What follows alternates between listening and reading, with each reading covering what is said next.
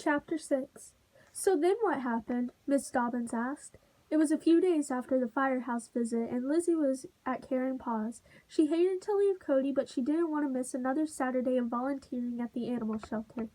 Now Lizzie was telling Miss Dobbins about what had happened with Gunnar while they cleaned out a cage in the dog room. Ozzy, a beagle who had been staying at Caring Paws, had just been adopted. It was time to get his cage ready for the next dog who might need it. The other dogs in the room had barked like crazy when Miss Dobbins and Lizzie first came in, but by now they had calmed down. It was so weird because Gunnar always behaves, but this time it seemed like he was not listening. He just sat there staring into space. Finally, Chief Olson went over and grabbed him by the collar. He had to pull Gunnar out of the way so an ambulance could go. Lizzie frowned, remembering. Was the chief angry? Asked Miss Dobbins. No, it made Lizzie sad to think about it. He wasn't mad at all. He just kept shaking his head. And then he told me that Gunnar was going deaf. Oh dear, said Miss Dobbins. She had handed Lizzie a squeaky toy, a red water dish, and a green fleecy blanket.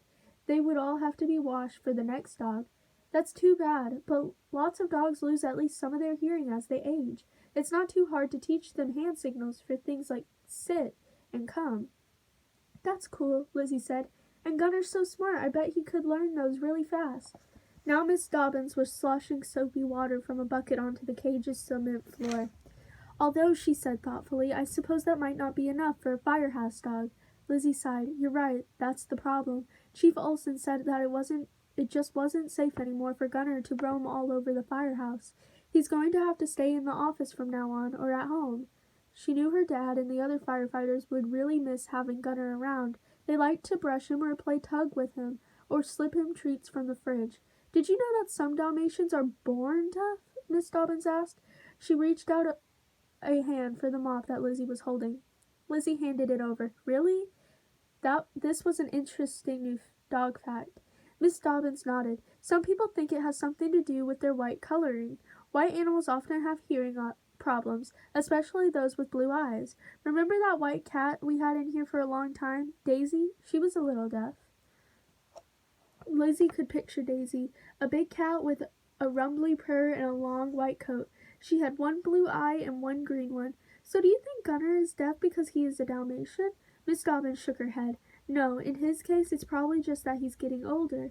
She finished mopping the floor and handed the mop back to Lizzie.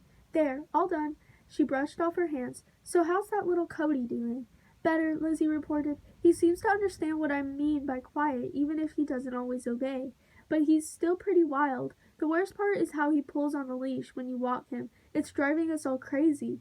Mom thinks we should try one of those prong collars, but I think they look like they would hurt the dog's neck. I know just what you need, said Miss Dobbins.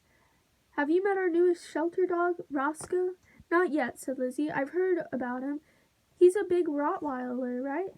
Big? He's huge, Miss Dobbins laughed. He's like a truck. She put away the mop and bucket and started walking toward the back of the dog room. Come on, I'll introduce you. Wow, Lizzie stared into the cage number 3. Roscoe was a very impressive dog. He was brown and black with muscles like a bodybuilder, a gigantic blocky head, and paws the size of hamburgers. Lizzie was not afraid of dogs, but she could imagine that some people might be frightened by Roscoe. He's very gentle, Miss Dobbins seemed to read Lizzie's mind. Wouldn't hurt a flea, but he sure can pull when he's on a leash. Lizzie felt a twinge on her shoulder. If little Cody's pulling had made her sore, how could she handle Roscoe? One of her jobs at the shelter was exercising the dogs, but how would she ever be able to hang on to this big boy?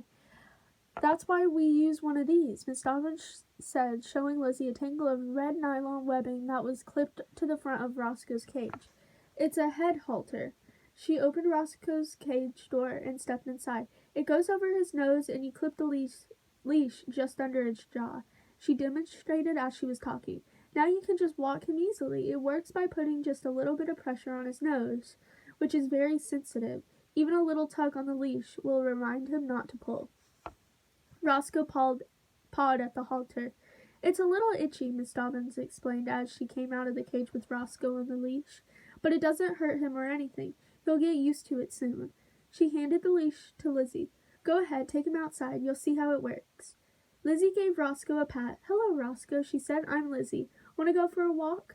Roscoe stopped pawing at the halter. His ears pricked up, and his stumpy little tail started to wag. He looked happily at Lizzie. Good dog, let's go.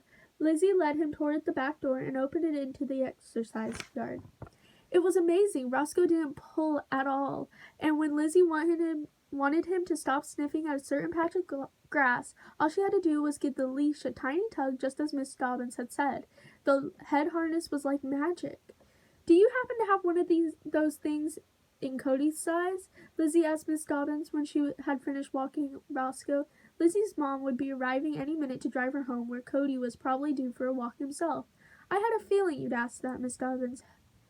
Miss Dobbins held out a smaller, green version of Roscoe's harness. Good luck. Thanks, I'll need it, said Lizzie. I have a feeling it's going to take a lot more than a head harness to tame Cody.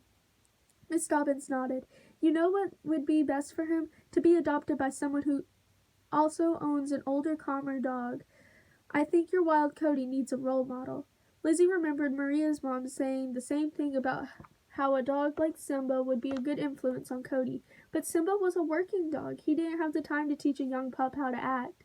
Then Lizzie thought of another dog she knew, a dog who was just as calm and as mature as Simba. Lizzie's eyes met Miss Dobbins. Are you thinking what I'm thinking? She asked.